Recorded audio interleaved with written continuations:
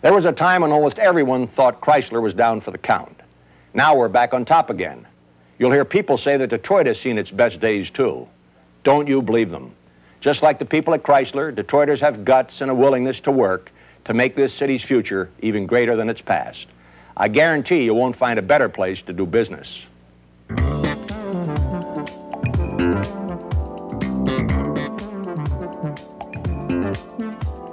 Detroit means business, all right. As the automotive capital of the world, the city is home to the world's largest single industry.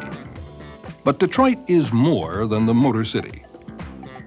It's a great manufacturing center as well, with the skill, know-how, and resources to produce everything from business machines to food products.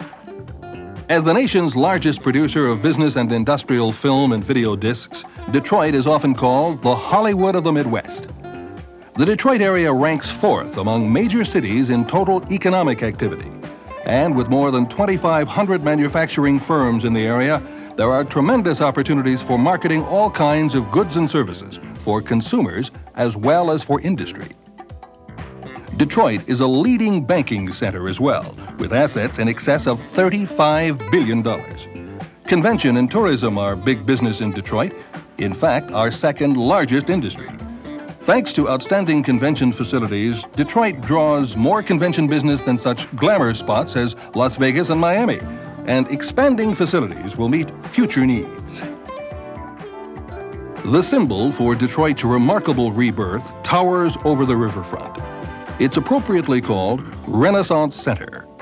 Its gleaming 73-story Westin Hotel, the tallest in the world, and 6 office towers represent a $427 million investment in Detroit's future. The development of Renaissance Center was conceived and spearheaded by Henry Ford II, who convinced 51 major companies to join with him in constructing one of the largest private commercial developments in the United States. Adjacent to the Renaissance Center is Hart Plaza, designed by Isamu Noguchi. It's a people-oriented attraction that draws millions of visitors each year. Detroit's rebirth could only have happened through the cooperative efforts of business, labor, government, and community leaders. And there had to be a strong and sure guiding hand. The mayor of Detroit, Coleman A. Young. We in Detroit recognized a long time ago that if we are to prosper in the future, government and business cannot afford to look upon each other as adversaries. Therefore, as mayor, I've made my commitment to bring the private sector, business and labor, into a partnership with government in order to guarantee our mutual future growth and prosperity. Our major role in this partnership is to provide the proper atmosphere for doing business. That means cutting through the red tape, providing financial leverage, technical assistance, whatever it takes to get the job done. Our cooperative efforts have produced dramatic changes in Detroit. Renaissance Center, Hart Plaza, the Joe Louis Arena, the Riverfront Apartments, the new General Motors assembly plant, and the Millender Center, just to name a few. No other city tries harder. Take it from me, Detroit means business. Prominent area businessmen are committed to moving Detroit forward. Detroit Renaissance Board Chairman Max Fisher. In 1970, 26 community leaders got together with the mayor and the governor to form what is called the Detroit Renaissance, an organization devoted to revitalizing the economic sector of the city of Detroit. I was proud to be picked as the chairman of that group. With the city's most powerful public and private leaders at its helm, Detroit Renaissance acts as a catalyst in Detroit's physical and economic revitalization, recommending priorities for development and attracting investment capital. Through the production of such major international events as the Detroit Grand Prix, Detroit Renaissance works to improve both Detroit's image and its quality of life. Our success speaks well for the effort that we've put forth to date, and also speaks well for a sound economic future for the city of Detroit. Helping to ensure that sound economic future is the Detroit Economic Growth Corporation. Having already helped over 1,000 firms, their board reads like a who's who of Detroit's nationally known and respected business, labor, and government leaders. The chairman, who also serves as board chairman and chief executive officer of Detroit Edison, is Walter McCarthy. Several years ago, Mayor Young established the Detroit Economic Growth Corporation, a private, non-profit organization formed to help business locate or expand or improve their facilities in our city. It's a real economic assistance organization, a one-stop service agency for companies both large and small, for those already in the city, and for others who are interested in locating here. The Growth Corporation represents an effective and especially an active coalition of business and labor and government leaders. We also act as liaison with government agencies which help these businesses in other ways. The Detroit Economic Growth Corporation is linked directly with the city's two quasi-public development agencies, the Economic Development Corporation and the Downtown Development Authority. Together we act as extensions of the city's official development arm, the Detroit Community and Economic Development Department. This department coordinates all the legal, financial, regulatory, and other development responsibilities related to Detroit's revitalization. We at the Community and Economic Development Department have the manpower, the expertise, and together with Mayor Young and the other city departments and agencies, believe me, we got a lot of clout in this town. When businesses are looking or need help locating or expanding or modernizing, or even diversifying, they could find it here in Detroit. Believe me, you can count on us. One of the companies deeply involved in the development of Detroit is Cleveland-based Forest City Dillon, which has, over the last several years, built numerous high-rise apartments throughout the city. Encouraged by their previous success in Detroit, they have teamed with local developer Henry Haygood in the construction of the $71 million Millender Center complex. The vice president of Forest City Dillon is Ronald Ratner. Our company is a major developer of real estate on a national level. In the case of this particular project, we chose to develop a building in the city of Detroit, and we did so for a number of reasons. First of all, of course, we reviewed the normal economic considerations that you would in undertaking any major project. But then the catalyst that really got us going on this specific building in Detroit was the fact that we felt we could create a true partnership with the city, and that the city had the talent and the skills and the willingness to really carry forth their end of that bargain. Located across the street from the tunnel to Canada, Millender Center is designed to contain luxury apartments, a full-service health club, an Omni International hotel, retail shops, restaurants, office space, and a parking structure. In addition to glass skywalks linking it to the Renaissance Center and the City-County building, Millender Center houses one of the 13 stations along the nearly 3-mile route of the new downtown People Mover, which is currently under construction. An elevated rapid transit system, the People Mover encircles the entire central business district, putting every major office, hotel, convention, and entertainment facility within minutes of each other. Situated within the People Mover Loop, in the heart of Detroit's colorful Greek town, is Trapper's Alley, a multi-million-dollar renovation of a century-old structure built during the city's fur trading days. This 5-story development will provide a unique blend of restaurants, specialty shops, and entertainment. A local partner with Baltimore-based Cordish Embry and Associates, developers of Trapper's Alley, is Esther Edwards. Well, Trapper's Alley represented a tremendous opportunity to creatively recycle an historic treasure into something that was really unique and exciting. There are a lot of other historic buildings in Detroit that offer the same potential for redevelopment. All it's going to take is a little money and imagination to really make it work. The Detroit River is a beautiful and valuable amenity, and several major developers are taking advantage of its great potential. Gracing the skyline just west of the Renaissance Center is the new multi-million-dollar luxury community known as Riverfront. Providing a spectacular view of Detroit and neighboring Canada, Riverfront contains over 500 luxury apartments, a 3-level health club, a marina, and a private parking structure. It was developed by financier and industrialist Max Fisher in partnership with internationally known developer A. Alfred Taubman.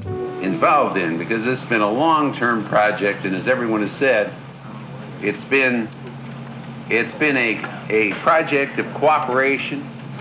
There were so many things against this project in terms of the economy, the kind of project, all the problems involved, but the people in this community, and the people even nationally, made the decision that this project ought to happen. Inspired by developments along the Detroit River, American Natural Resources, in partnership with Michigan Consolidated Gas, has plans underway to develop Harbortown, transforming 48 acres of riverfront property into high-rise apartments, townhouses, and a large shopping center. Immediately to the west of Harbortown is the new Stroh corporate headquarters. Board Chairman and Chief Executive Officer Peter Stroh. In recent years, our company's been expanding through acquisitions. This meant, of course, that we would need larger corporate offices. We were able to purchase the former Park Davis property with 15 fine old red brick buildings. We are now turning these into a multi-use complex we call River Place. We've had a lot of help from the city, which has included the implementation of zoning changes, the processing of an urban development action grant, locating sources of financing, and obtaining historic site designation. River Place will contain not only the Stroh headquarters, but office buildings, retail space, public plazas, and parking decks. Linking all of the riverfront developments will be a series of public walkways, bicycle paths, and uniquely designed parks, such as the newly completed Shane Park, one of many being built along the riverfront. Detroit's renaissance extends well beyond the central business district. A few minutes north of downtown is Detroit's New Center area, home of both General Motors and Burroughs World Headquarters. Directly between the world-class St. Regis Hotel and the famous Fisher Building is New Center 1, a $55 million complex built by General Motors and the Canadian-based Trizec Corporation. The New Center 1 building includes 6 stories of deluxe office space above 2 levels of shops and restaurants, with connecting skywalks to General Motors and the Fisher Building.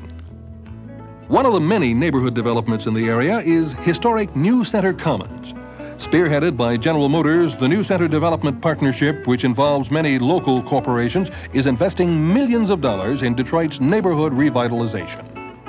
Just to the west of New Center Commons is Virginia Park, another community undergoing dramatic change with the construction of hundreds of housing units, a shopping center, and a community center as well. New housing and new neighborhoods are just part of the brighter economic picture for Detroit. James Blanchard, governor of the state of Michigan. Since I became governor, thousands of new permanent jobs have been created in the state of Michigan.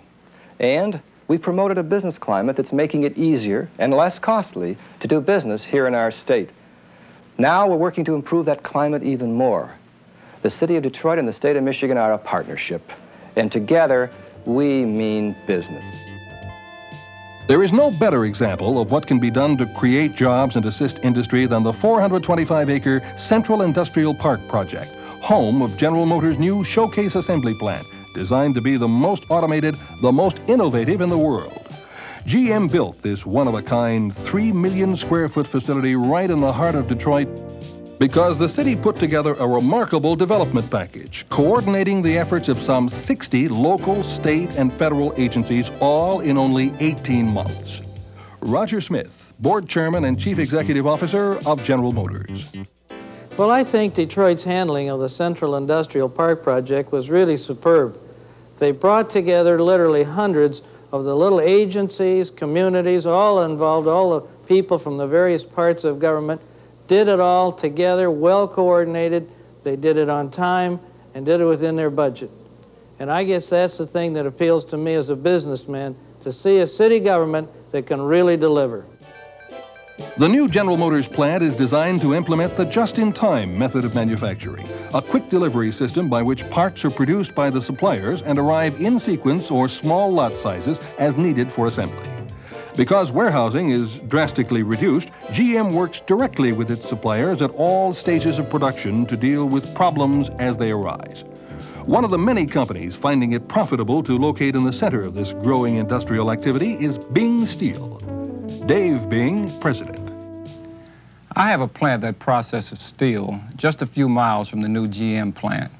And even though I supply GM now, when I found I could locate across the street from this new facility, I decided to do just that. I figured I'd have an advantage as a just-in-time supplier if I were that close.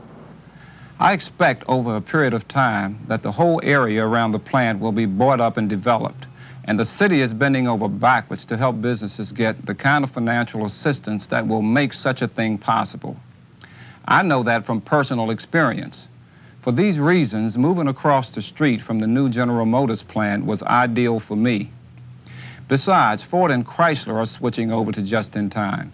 So with about 50 manufacturing facilities, including 12 assembly plants within 30 minutes to an hour of this location, and with Detroit being at the hub of the best freeway system in the Midwest, really, a supplier couldn't do better than to move in here. Within just 500 miles of Detroit is about half of the nation's population and more than half of its disposable income. This 5-state region alone accounts for more than 1/4 of the nation's manufacturing, shipments, and employment. Extend just 500 miles into neighboring Canada and you're within an area that accounts for 65% of that country's gross national product. Detroit's superb transportation network is unequaled in its ability to bring in raw materials and manufacturing components and distribute the finished products throughout the United States, Canada, and the world. As the automotive capital, Detroit has designed and built the finest freeway system in the world, consisting of 6 toll-free routes. Nearly half of the nation's businesses can be reached by truck within 24 hours, and there are 46 motor freight companies in the city to get the job done. Detroit's rail service is also exceptional, with 6 major lines strategically located throughout the city's industrial corridors and along the riverfront. 4 major airports are within the Detroit area, including Detroit Metropolitan, a major international airport, and Detroit City Airport, located in the heart of the industrial corridor. The Detroit River is one of the busiest inland waterways in the world, with connections to more than 200 international ports. And only the Port of Detroit offers 3 alternatives for international shipping: the St. Lawrence Seaway, the Canadian Land Bridge to Halifax, and direct rail to East, West, and Gulf Coast ports.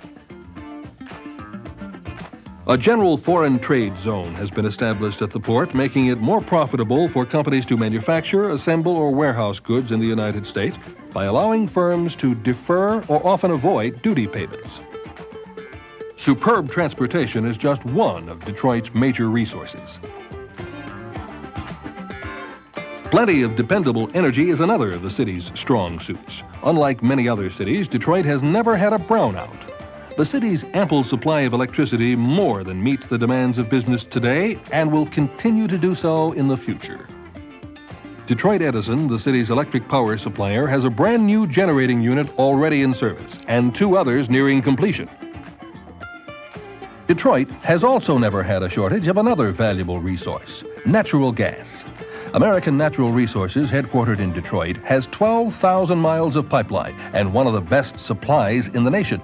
And newly found natural gas reserves in Upper Michigan make near-term supplies even more optimistic. Detroit is located near the world's largest supply of fresh water, which can be purchased more cheaply and used more abundantly than anywhere else in the world. But the city's #1 resource is people, skilled people. Together, they make up one of the most technically advanced labor pools in the world. Former president of the United Auto Workers, Doug Fraser. Detroit has a talented and skilled workforce that can adapt to any sort of product line. It's an innovative workforce. And it's a workforce that is noted for its high level of productivity. Increased productivity in our industries in Detroit far exceed the national average and have for the last 2 decades. In relationship with management, I think both sides have learned to compromise. We've had a lot of adversity in this community in the last few years, but that adversity has taught us to look at the other side's point of view. We understand the company's problems, and they understand ours better than we ever have in the past. With a multitude of outstanding educational and technical training institutions in and around Detroit, the city's labor force will continue to have the skills and know-how to meet future business needs. Within an hour and a half's drive of Detroit are 15 junior and community colleges, as well as 19 major universities and colleges, including Wayne State University, Michigan State University, and the University of Michigan, ranked among the nation's top 10 schools. And 5 state-of-the-art vocational and technical schools are located right in the heart of the city. Detroit also means business in medical technology. Its reputation is known worldwide. In the center of the city, affiliated with the Wayne State University Medical School, is the 230-acre Detroit Medical Center, where just about every possible form of medical treatment and major breakthroughs in medical research are ongoing. And Detroit is a leader in high-tech growth industries, especially when it comes to computerized applications for manufacturing, telecommunications, and industrial automation, such as assembly line robotics. Detroit is the home of Burroughs Corporation, a world leader in the data processing and information systems industry. A growing company with sales in excess of $4 billion, Burroughs is in the process of a major expansion. Michael Blumenthal, chairman of the board and chief executive officer. The Burroughs Corporation has had its headquarters in Detroit for 79 years, since 1905. And we have grown and prospered as the city has grown. Just recently, we made a decision to build a major new office complex here, spending as much as $40 million and probably adding about 1,000 new jobs to this area. We've done so for a very simple reason. We like it here. We like the location, the proximity next to the major educational institutions of the state. We like the excellent qualified labor force that we've been getting here. We like the cooperation from the city and from the state authorities who understand business. And generally speaking, this area has been and continues to be good to us. I think we can spot business trends at Burroughs, and we have spotted the trend toward Detroit. It's a good place to be. Detroit is ready for growth, and so are its people, who enjoy living in a city blessed with a wide variety of beautiful neighborhoods. Affordable prices are one reason why a vast majority of Detroiters own their own homes. Detroit is a great city to work and live in, a great city to take pleasure in as well. Whether it's listening to a world-class symphony or the vibrant city sounds of jazz. Whether it's elegant dining in a downtown night spot, or fishing for your own dinner on a lazy afternoon. Whether it's cheering your hometown team to a World Series victory, or contemplating great artwork from across the world, Detroit's got it all.